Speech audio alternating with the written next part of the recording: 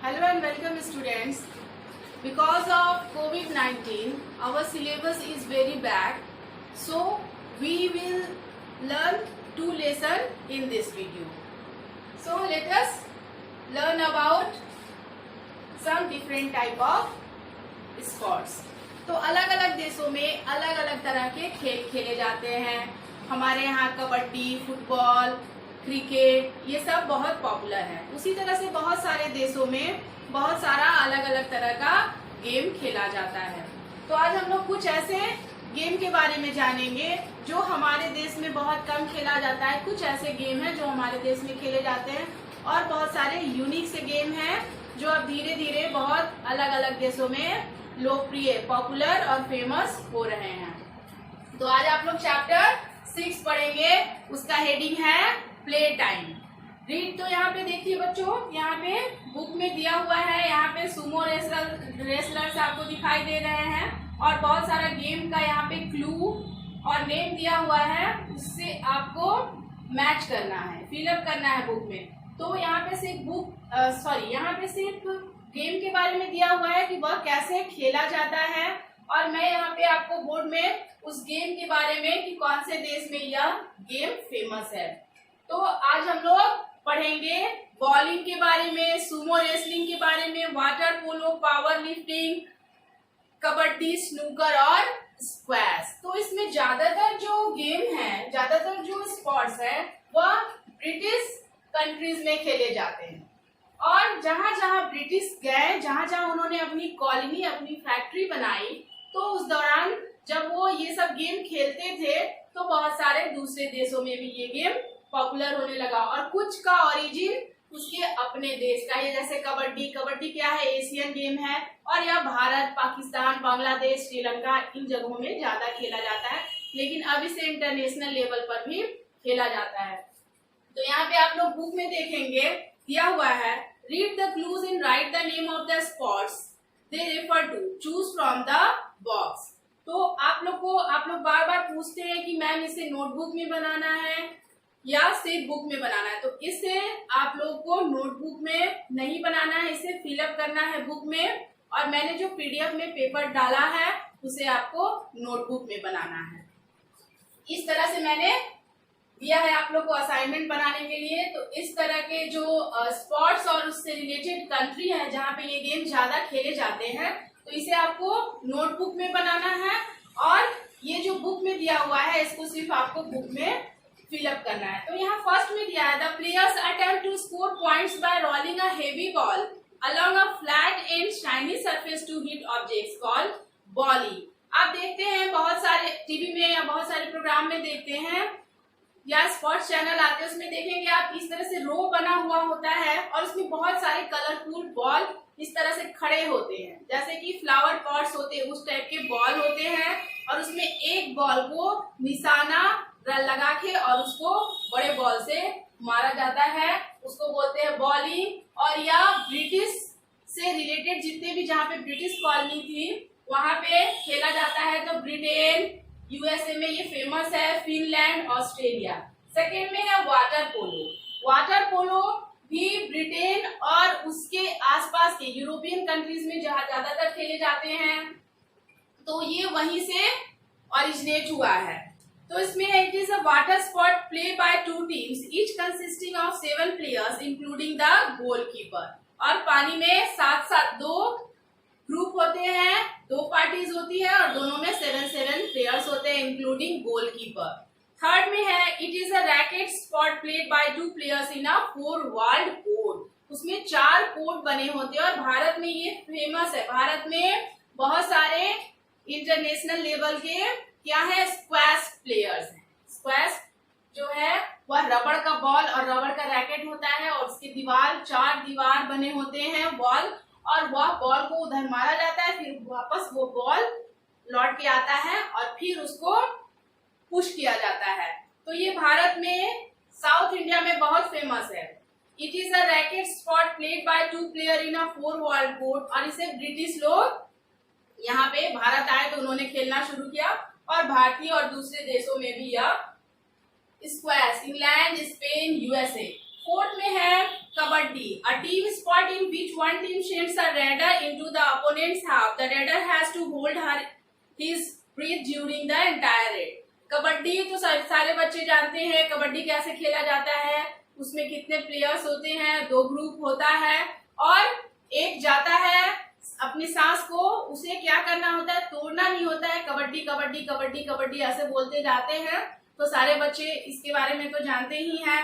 फिर 5th number में क्या है, सुमो रेसलिंग। ये भी आपने टीवी में देखा होगा। इसका ओरिजिनेशन कहाँ से हुआ है, जापान। जापान एक देश है जहाँ पे सुमो रेसलर इस तरह के आप देखते होंगे, बहुत मोटे मोटे, बहुत हैवी, ये 250 पाउंड के एक सुमो रेसलर होते हैं और ये अपने पेट स्टमक से, बेली से क्या करते हैं, लड़ाई करते हैं। It is a Japanese style of wrestling. The wrestlers try to push each other out of the ring, और रिंग में एक दूसरे को मार के गिराना होता है। 6 में है the participant tries to lift as much weight as possible. It consist of 3 lifts, squat, bench press and deadlift. Power lifting ये तो सभी जानते हैं पावर लिफ्टिंग के बारे में। तो पावर लिफ्टिंग बहुत सारे देशों में खेला जाता है, मतलब पार्टिसिपेट करते हैं प्लेयर्स।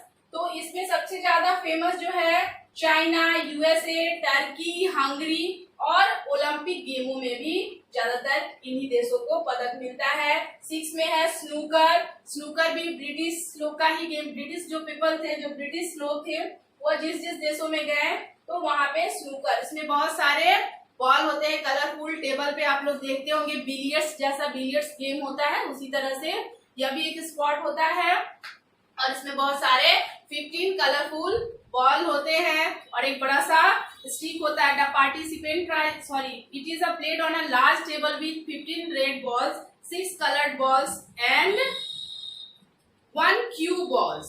तो यह स्नूकर है। भारत में भी इसे बहुत खेला जाता है।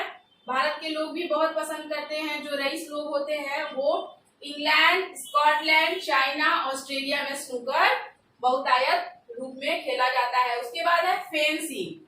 पेज नंबर 8 में है kind of sword fight in which foil, epee and sabre are the weapons used. Fencing और बहुत सारे बच्चे जैसे पबजी खेलते हैं ना गेम, उसी तरह से फेंसिंग भी खेलते हैं बच्चे, मोबाइल पे भी और बहुत सारा वीडियो गेम में भी। तो आप देखेंगे इसमें हमेशा जो प्लेयर्स होते हैं वह एक पतला सा, बहुत पतला तार के जैसा तलवार होता है, फेंसिंग इसका नाम ही है।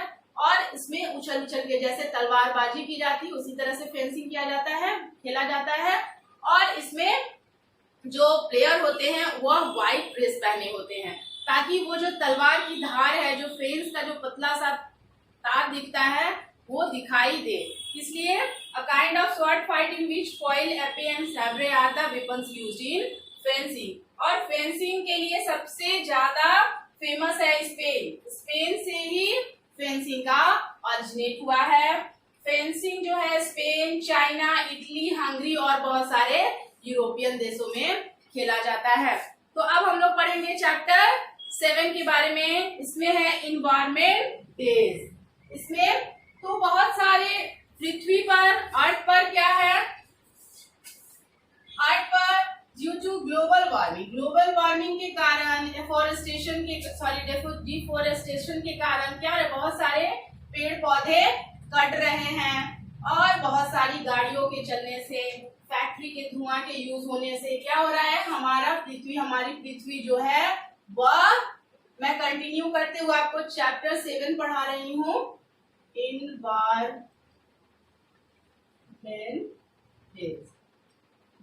तो पृथ्वी को गंदगी से बचाने के लिए अलग अलग देशों ने कुछ नए काम शुरू किए, कोई ऐसा डे, कुछ ऐसे डेज मनाना शुरू किया जिससे उस दिन शपथ लिया जाए कि हम नेचुरल रिसोर्सेज को खराब ना करें, डिस्ट्रॉय ना करें, उसके कोई भी ऐसा चीज जो पृथ्वी को विनाशकारी बनाता है, जो पृथ्वी को विनाश की कगार पे ले जाएगा, वैसे चीजों से हमें दूर रखना है। तो इसलिए some days we celebrated the different environment days. तो यहाँ पे देखिए चैप्टर 7 में है environment days. Read about some environment related dates, which ones do you celebrate in school. तो अभी तो कोरोना वायरस की वजह से हमारे स्कूल में बहुत सारे फंक्शन नहीं मनाए जाते हैं, नहीं तो अभी अर्थ डे, वाटर डे, ये सब मनाया भी जाता है। तो यहाँ पे आप लोग देखेंगे चैप्टर 7 में है environment days. Read about some environment related dates, which one do you celebrate in school. तो सबसे पहले क्या दिया हुआ है, 2 फरवरी को वेटलैंड, वर्ल्ड वेटलैंड डे। तो पूरे विश्व में क्या मनाया जाता है 2 फरवरी को, वेटलैंड मतलब मर्शी, स्वैम्पी लैंड। तो वो क्या, उसको जमीन को, जैसे एक देश है अमेरिका में, एक स्टेट है न्यू ऑर्लियंस, तो वहां पे क्या किया गया कि वहां पे पूरे स्वैम्पी लैंड को भर भर के और वहां पे पूरा एक सिटी बना दिया न्यू ऑर्लियंस, और उसकी वजह से उस जगह में क्या हो रहा है, बहुत ज्यादा ग्लोबल वार्मिंग। तो यूनाइटेड स्टेट्स ऑफ अमेरिका ने सबसे पहले 2 फरवरी को वेटलैंड, वर्ल्ड वेटलैंड डे मनाना शुरू किया, और बाद में WHO ने इसे पूरे देश को, पूरे विश्व में सभी देशों को मनाने के लिए वर्ल्ड वेटलैंड डे 2 फरवरी को मनाया जाता है, to spread awareness about wetlands and promote their conservation. फिर 3 मार्च को वर्ल्ड वाइल्ड लाइफ डे। किसी भी जानवर को नहीं मारना है, और जंगली जानवर, खासकर इंडेंजर्ड जो एनिमल होते हैं उनको, या कुछ खास स्पेसीज ऐसे होते हैं जिसको, या किसी भी जानवर को नहीं मारना चाहिए। उससे क्या होता है, हमारे एनवायरमेंट को, क्लाइमेट को क्या बहुत सारा फर्क पड़ता है और उसे बहुत सारा नुकसान झेलना पड़ता है। To highlight 3 March world wildlife day, to highlight the need to spread awareness about animals and plants. किसी भी वन्य जीवन को नुकसान नहीं पहुंचाना है। फिर 22 अप्रैल को क्या मनाया जाता है, earth day, to spread awareness about the need to protect our planet. हमारे पृथ्वी को किसी भी तरह से कोई भी नुकसान ना हो, इसलिए सभी लोग को उस दिन शपथ दिलाया जाता है। वैसे तो लोग को किसी दिन कोई नुकसान नहीं पहुंचाना चाहिए, कोई गड़बड़ ऐसा काम नहीं करना चाहिए, कुछ ऐसे गलत काम नहीं करने चाहिए, जैसे पेड़ काटना, जानवरों को मारना, ये सब पोचिंग, हंटिंग, तो ये सब करने से क्या होते हैं, उसका नुकसान हमें ही झेलना पड़ता है। तो 22 अप्रैल को क्या मनाया जाता है, earth day and 3rd Friday of May, endangered species day. तो अब तो आ ही गया 3rd फ्राइडे ऑफ मे, आज ही के दिन 3rd Friday of May, endangered species day to spread. आज क्या है, फ्राइडे है, और यह 22 है, तो 22 मीन्स की लास्ट ही फ्राइडे होगा। 3rd फ्राइडे ऑफ मे को क्या किया जाता है, इंडेंजर्ड स्पेसीज डे मनाया जाता है, to spread awareness about the importance of protecting endangered species. जो भी खतरे में जानवर हैं उनको बचाने के लिए प्रयास किए जाते हैं, जैसे टाइगर है, लायन है, एशियाटिक लायन है, स्नो लेपर्ड है, ईगल है, वल्चर्स है, गैंगेटिक डॉल्फिन्स है, और भी बहुत सारे इंडेंजर्ड एनिमल्स है भारत में, और जैंट पांडा है, बाइसन है, बहुत सारे जानवर है पूरे विश्व में जिनको बचाना हमारा कर्तव्य है। इसके लिए क्या मनाया जाता है, हर वर्ष 3rd फ्राइडे ऑफ मे को इंडेंजर्ड स्पेसीज डे। फिर 5 जून को world environment day to spread awareness for the protection of our environment. 8 June world ocean day, समुद्री मरीन लाइफ को बचाने के लिए, समुद्र को, महासागरों को, या कोई भी वाटर बॉडीज को प्रोटेक्ट करने के लिए, to highlight the need to protect and conserve world's oceans. And then 28 July world nature conservation day. 28 July को क्या मनाया जाता है, विश्व के प्राकृतिक जो भी चीज है उनको बचाने के लिए world nature conservation day, to spread awareness about the need to protect the natural resources. पृथ्वी पर जो भी नेचुरल प्राकृतिक संसाधन है उसको बर्बाद नहीं होने के लिए उस दिन हमें शपथ दिलाया जाता है कि पृथ्वी पर जो ईश्वर ने, या जो नेचर, जो प्रकृति ने हमें जो भी जो भी सामान, जो भी अच्छी अच्छी चीजों को का निर्माण किया, उन्होंने हमें दिया है, उसे क्या करना है, डिस्ट्रॉय, उसे बर्बाद नहीं करना है।